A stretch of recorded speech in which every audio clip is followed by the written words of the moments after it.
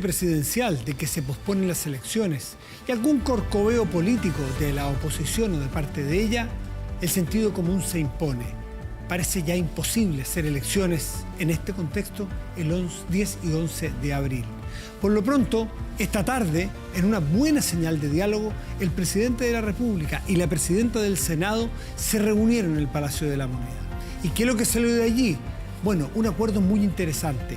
Es que a partir de mañana mismo, grupos parlamentarios de oposición y gobierno se tendrán que sentar justamente a discutir este proyecto de reforma constitucional, pero además a discutir un plan general, un plan acordado por las fuerzas políticas para una estrategia sanitaria a lo mejor algo distinta. Hay cosas que a algunos les puede molestar, no estar de acuerdo. Si es que están todos, puede aportarse una mirada distinta, pero también se condiciona de parte de la oposición a aprobar ese proyecto a que haya cambios en las formas de ayuda social que están llegando a las familias.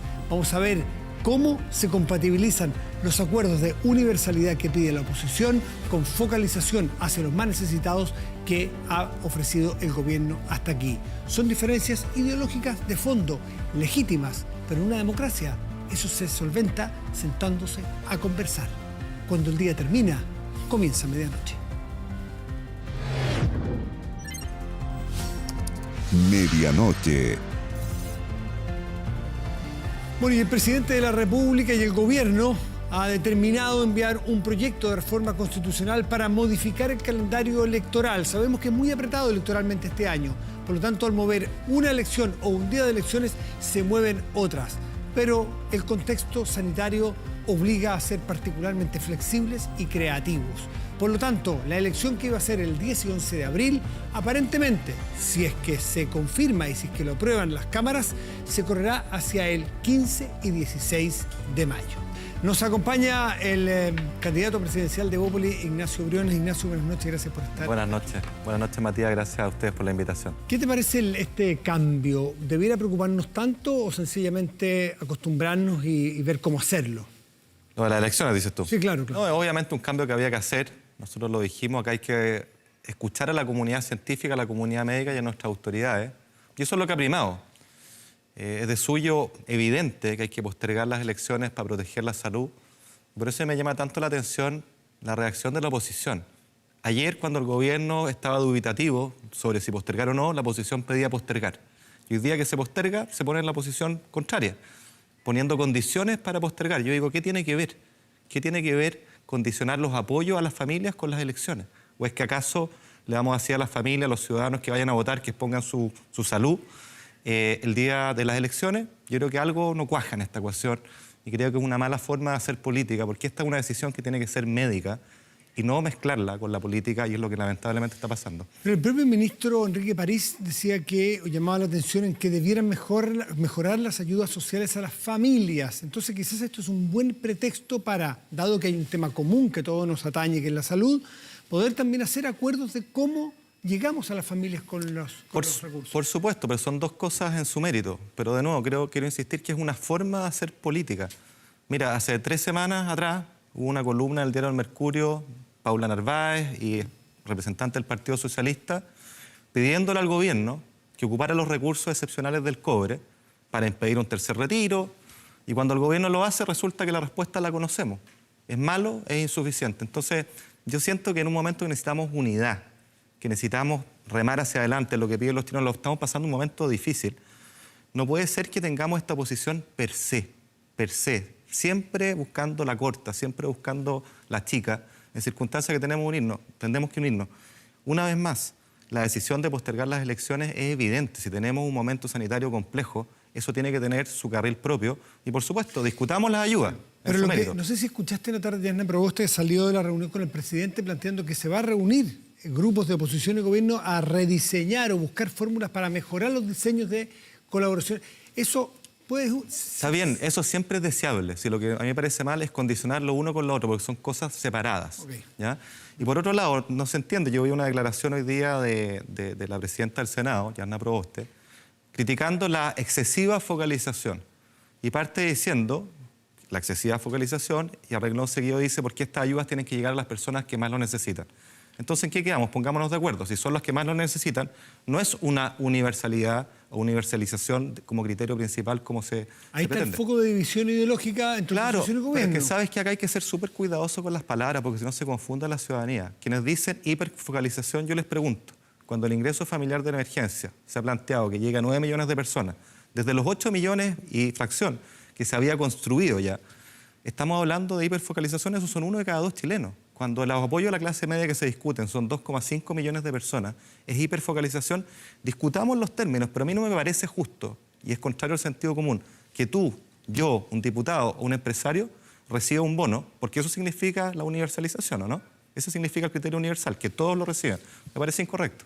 Quiero llevarte a un tema distinto, un planteamiento que te vi hoy día en un Twitter de proponer rebajar a la mitad el transporte público. ¿Cuáles son los términos de eso? Porque suena, a que me decir, muy campañero. Sí, claro. Pero tú dices, bueno, si el exministro de Hacienda está tirando la casa por la ventana, no parecería lógico, me imagino que tiene sustento económico. A ver, en primer lugar, yo no lo digo para hacerlo ahora, digo como un eje de campaña, y el eje de campaña tiene que ver con algo que nosotros hemos planteado, que ha generado bastante discusión, que es poner el costo de la vida como eje central de nuestras propuestas.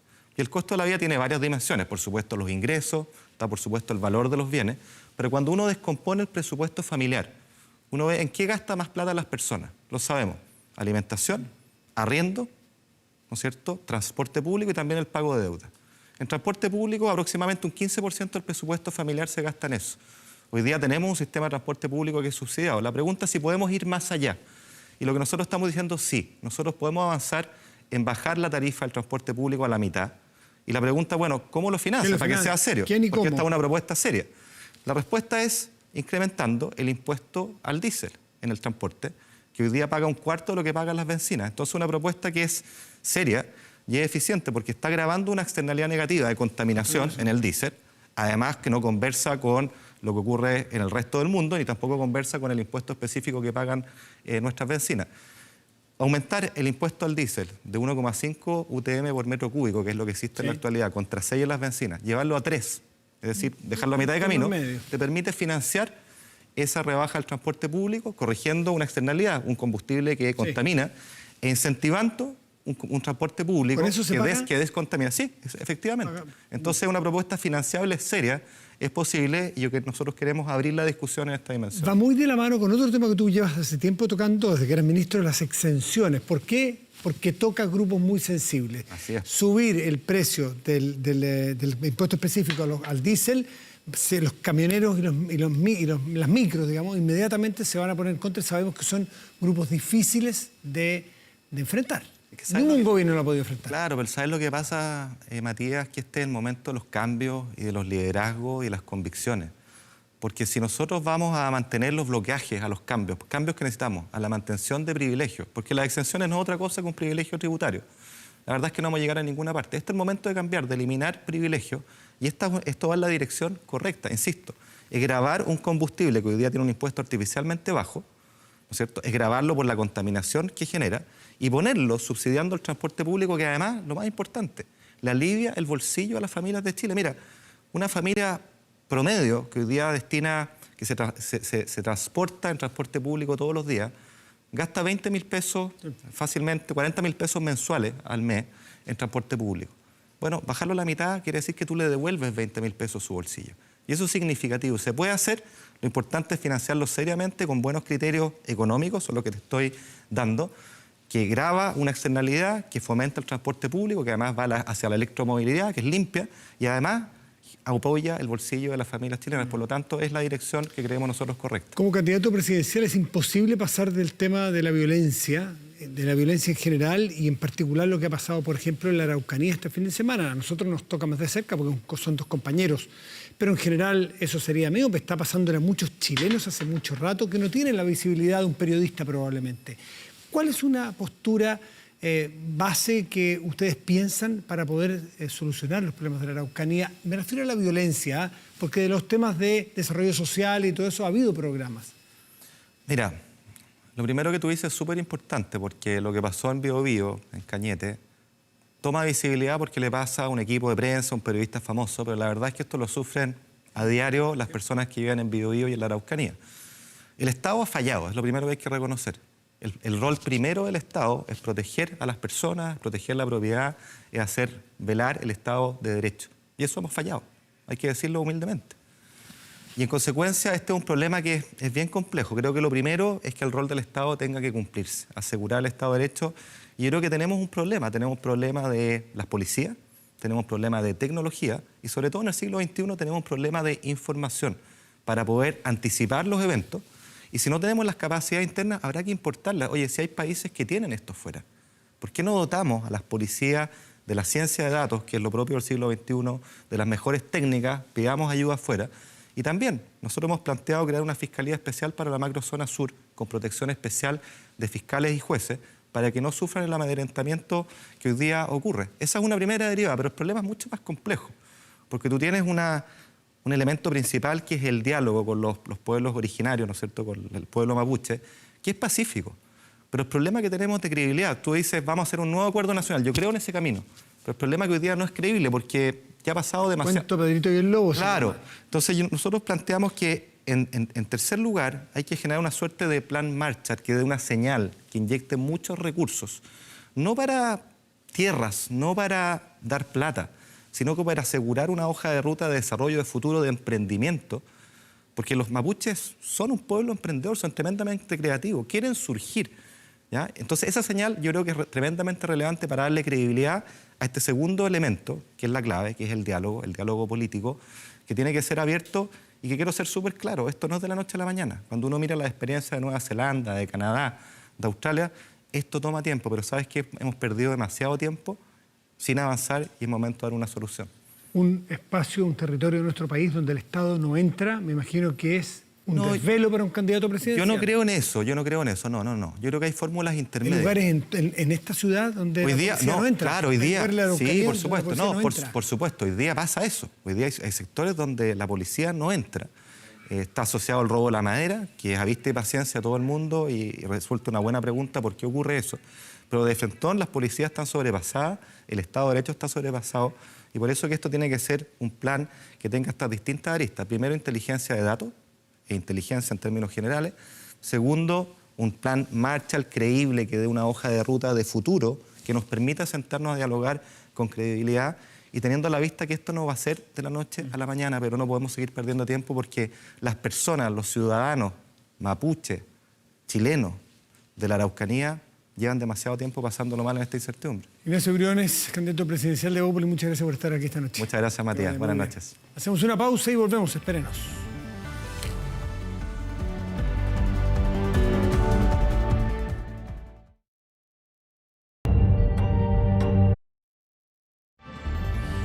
Estamos de vuelta, pero de inmediato revisamos las informaciones de esta jornada con Marco Fleming.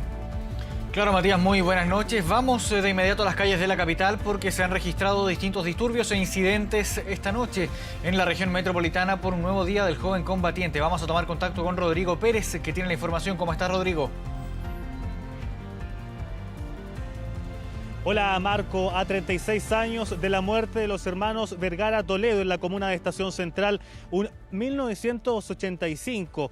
Todos los años se han estado registrando desde esa fecha distintos incidentes y esta vez también han ocurrido. Vamos a revisar a continuación las distintas imágenes que hemos podido recopilar. Lo que ustedes están observando en el costado derecho de su pantalla son un bus del sistema de transporte público que fue incendiado durante esta tarde-noche en la comuna de Ñuñoa. Todo esto ocurrió justo en la intersección de Avenida Grecia con el sector de la Avenida Salvador, donde hasta ese lugar llegaron distintas personas para así cometer estos hechos. Por otro lado, también ustedes están observando imágenes de distintas situaciones que se registraron en la comuna de Estación Central. En particular, eso es la Villa Portales, en la intersección de la avenida General Velázquez con Ecuador, donde en ese lugar estuvo ahí Carabineros a través de las unidades de control de orden público para intentar dispersar a las personas que han estado en ese punto de la región metropolitana, donde también incluso Carabineros aseguró que se reportaron algunos disparos contra funcionarios de Carabineros. Muy cerca también se encuentra la 21ª comisaría de Estación Central, lugar donde también se registraron algunos hechos. Por otro lado, también tenemos imágenes de lo sucedido durante esta noche en Villa Francia, otro sector donde todos los años se han registrado algunos incidentes ahí entre algunas personas y Carabineros, lo que ha derivado en que los funcionarios de orden público utilicen gases lacrimógenos y también carros lanzaguas. Pero en particular aquí se ha dado una situación un poco compleja por 2 personas quienes resultaron heridas. Ellos denuncian que Carabineros lanzó proyectiles de metal a domicilios y estos causaron lesiones en el rostro a 2 personas. Todas ellas tuvieron que ser atendidas en sus propios domicilios. Hasta el momento no han podido ir a recintos asistenciales. Se encuentran en estado recuperándose sobre esta situación, pero sin duda fue bastante complejo para ellos. Otro punto también donde se han registrado algunos hechos, por ejemplo, un bus quemado en Observatorio con San Francisco, en el límite de la comuna de La Pintana con El Bosque, y también algunos hechos que se han sucedido durante esta jornada en la comuna de Peñalolén, en Tobalaba con Grecia y también en Maipú, justo en la intersección de ferrocarril con Errázuriz, donde allí se han levantado algunas barricadas. Hasta el momento no hay un balance de personas detenidas. Ese balance lo realizará Carabineros durante esta jornada, toda vez que se haga ya un conteo final de los distintos hechos que se han registrado durante esta noche. Por cierto, vamos a estar muy atentos a las distintas novedades que ocurran durante esta noche en esta jornada conmemorativa por el Día del Joven Combatiente. Bien, Rodrigo, quedamos en contacto para todo lo que pueda seguir ocurriendo durante esta madrugada. Buenas noches. Vamos a cambiar de tema porque hasta acusaciones de chantaje provocó la propuesta del gobierno que busca posponer las elecciones de abril por la actual situación sanitaria. La nueva fecha planteada, el 15 y 16 de mayo, recibió cuestionamientos y diversas condiciones por parte de la oposición, lo que molestó al Ejecutivo. El proyecto, sin embargo, ingresa este martes al Congreso y se espera un intenso debate.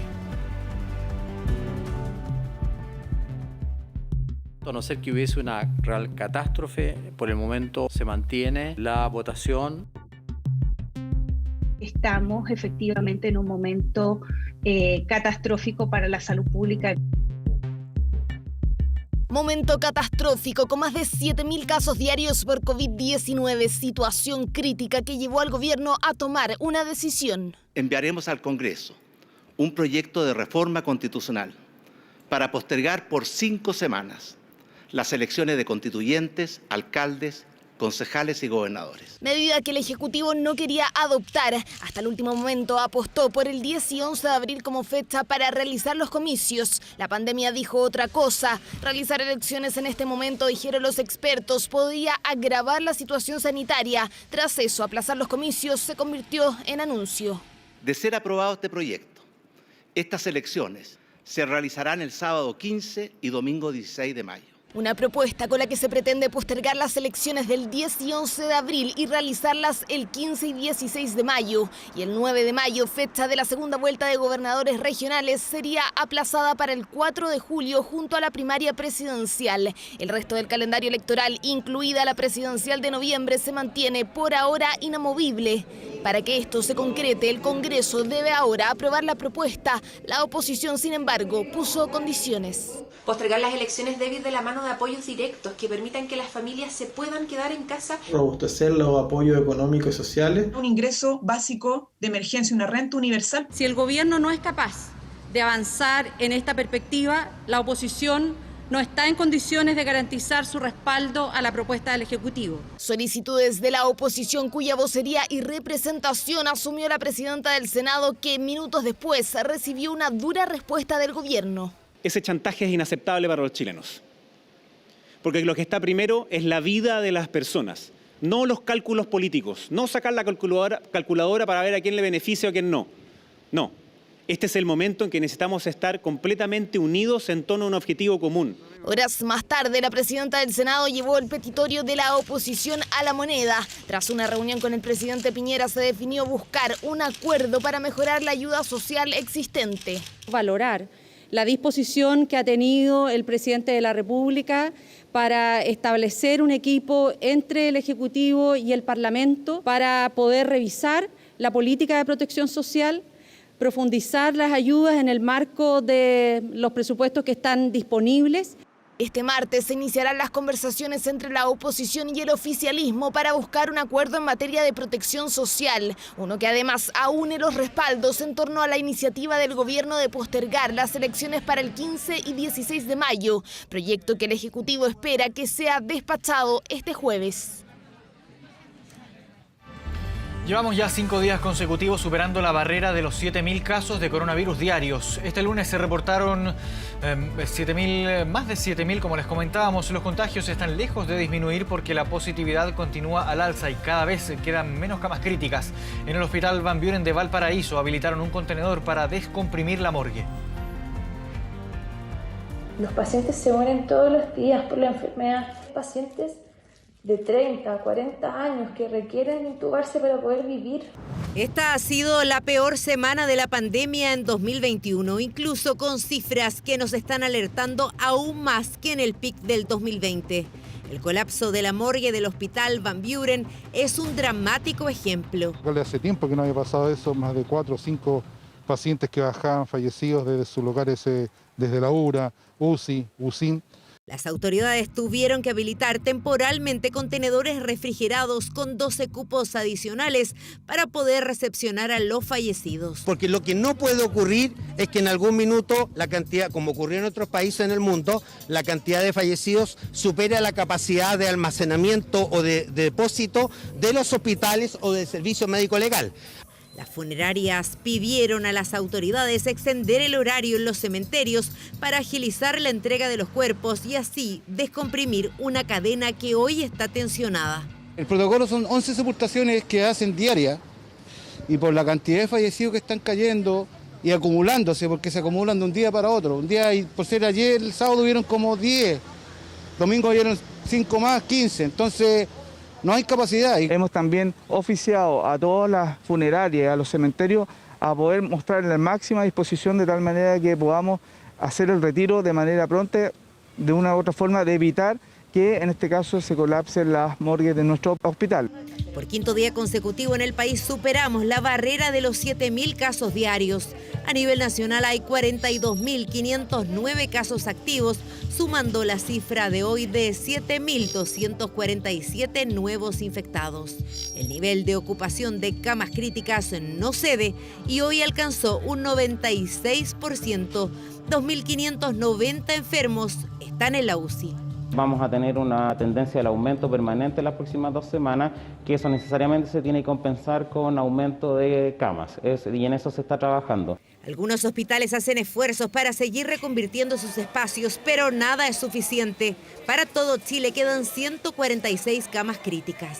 Si los contagios siguen incrementando, no existe ningún sistema ni en Chile ni en el mundo que sea capaz de dar cuenta de un brote excesivamente aumentado de contagio.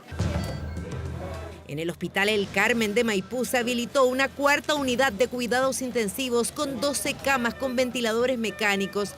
Las 12 ya están ocupadas, un claro ejemplo del difícil momento que enfrentamos. Estábamos a 1 o 2 camas, digamos, de nuestra capacidad total, y esa situación obviamente mejoró notablemente porque logramos reconvertir más camas críticas, y por otra parte también tuvimos una mayor cantidad de traslados. En esta segunda ola, 91 de las 346 comunas de Chile registraron nuevos PIC.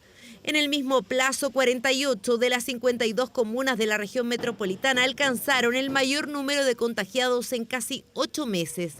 Respira profundo, pinchacito. Si bien ya 3.300.000 personas han completado su programa de vacunación, el llamado es a no bajar la guardia y quedarse en casa.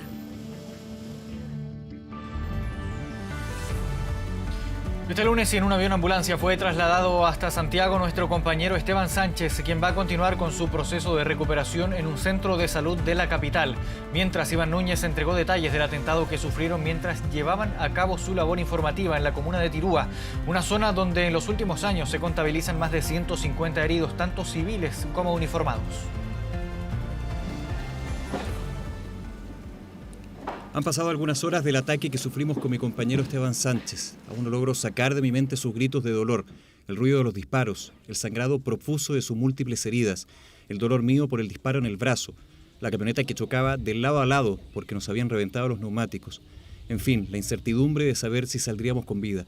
Lamento y lamentaré de por vida que él haya recibido la peor parte. Me habría puesto con gusto en su lugar. El testimonio del periodista y conductor de 24 horas, Iván Núñez. El profesional se encontraba al volante de la camioneta que la tarde del sábado fue atacada a balazos por desconocidos en la comuna de Tirúa, región del Biobío. Como copiloto viajaba el camarógrafo Esteban Sánchez, quien resultó con múltiples heridas y sufrió la pérdida de la visión de su ojo derecho. Efectivamente fuimos víctimas de un ataque terrorista. Esto no es delincuencia común. No hubo intento de robo ni nada parecido. Nos dispararon a matar. En mi mano tengo la bala de 9 milímetros que me dio en el brazo. Esteban recibió 5 de esas. Está vivo de milagro, porque es un luchador, pero también por la ayuda de una pareja anónima que nos subió a su auto y nos llevó a Cañete, y por el esfuerzo del personal sanitario que lo atendió de urgencia. El jefe de la unidad de paciente crítico del Hospital Clínico del Sur de Concepción informó que Esteban se encontraba en condiciones de ser trasladado para continuar con su tratamiento y rehabilitación en un centro de salud de la capital. Hoy día fue reevaluado por un equipo multidisciplinario para descartar, digamos, de manera razonable las lesiones que pudieran haber estado en evolución. En ese sentido estaríamos en condiciones de poder plantear quizás un egreso de la unidad de paciente crítico. Probablemente se gestione por domicilio un eventual traslado a Santiago, al Hospital del Trabajador de Santiago. Lo único que quiero hacer es agradecer la muestra de cariño. Esteban la ha hecho súper bien, yo le he leído todos los mensajes que a él le han enviado, que me han enviado a mí. Quiero agradecer también al canal, porque desde el minuto 1 ellos se pusieron a mi disposición, en todo, nos han apoyado en todo.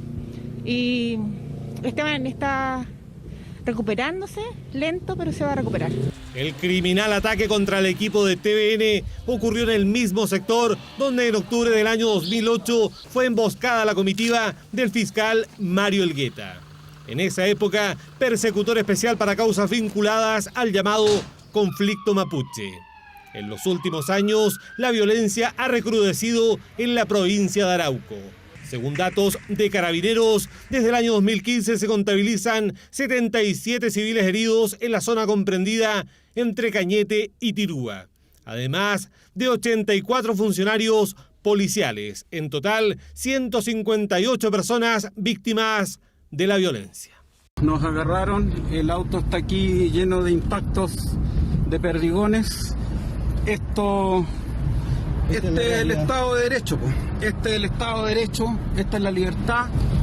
Aquí se infunde el miedo, el terror.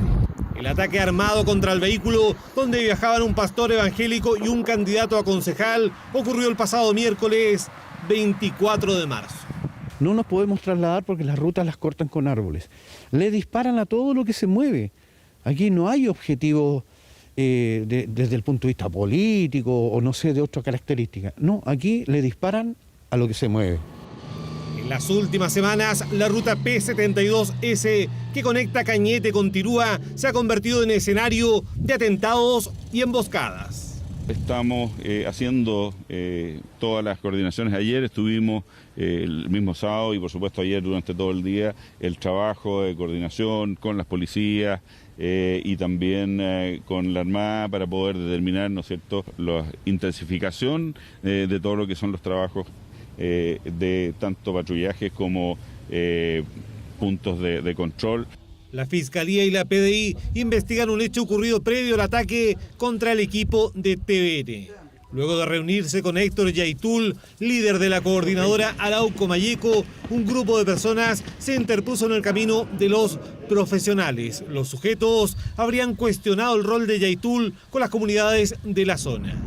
El dirigente mapuche repudió el atentado y descartó cualquier responsabilidad por parte de la CAM.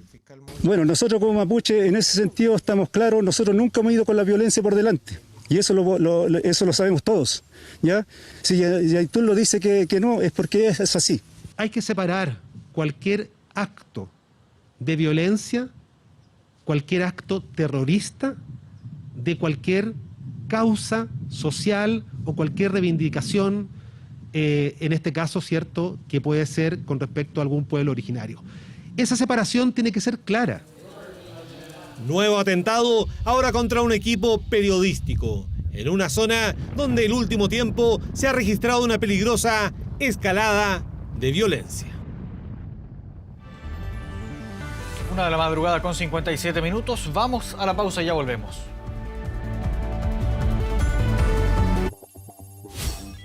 Internacional. Regresamos a medianoche con noticias del mundo. Finalmente lograron desencallar el carguero Ever Given, que había bloqueado el canal de Suez desde hace casi una semana. Las maniobras lograron modificar el curso del buque de 400 metros y dar así vía libre a los casi 400 barcos que permanecían bloqueados en esta importante vía comercial. El presidente de Egipto celebró el éxito de esta operación, aunque los expertos han señalado que va a tardar al menos 3 días más normalizar el tránsito en esta importante zona mercantil a nivel global. El encallamiento de este portacontenedores había restringido desde el pasado martes el tránsito entre el Mar Rojo y el Mar Mediterráneo, ocasionando un alza en los precios del petróleo y el retraso también de entrega de materias primas entre Europa y Asia.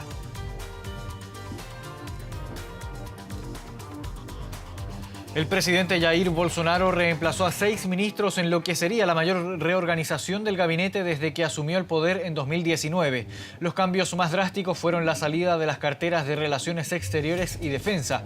Ernesto Araújo, y el que es ya ex canciller brasileño, anunció su dimisión tras fuertes cuestionamientos de autoridades políticas de lo que acusaron de obstaculizar el acceso a las vacunas contra el COVID-19, mientras que Fernando Acevedo anunció su salida de la cartera de Defensa por motivos personales. Sin embargo, la prensa local también lo asocia con diferencias en cuanto al manejo de la pandemia por parte de la administración de Bolsonaro. El presidente brasileño ha sido duramente criticado a nivel internacional por su negacionismo de la crisis sanitaria, que deja ya más de 300.000 muertos en Brasil. Tras el anuncio de cambio de gabinete, la cúpula de las Fuerzas Armadas se reunió y señaló que se siente incómoda con la nueva situación y que están analizando presentar una renuncia conjunta.